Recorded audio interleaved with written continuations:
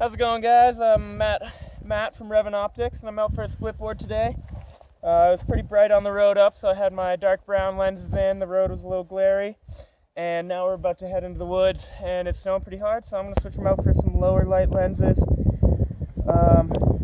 little cold right now, so my hands are working a little slow. So I'm switching them out for orange photochromic lens. So this one's going to shift with the different light situations as we go through the trees and maybe get back out into the sun.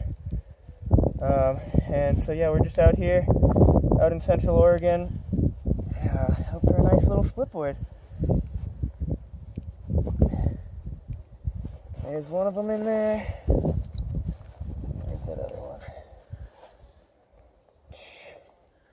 So yeah, the Revant lenses are super easy to switch out. You can kind of do it on the road, as long as your hands aren't too cold. And boom, got them, and you're ready to go. Got my new lenses in. Catch you guys up.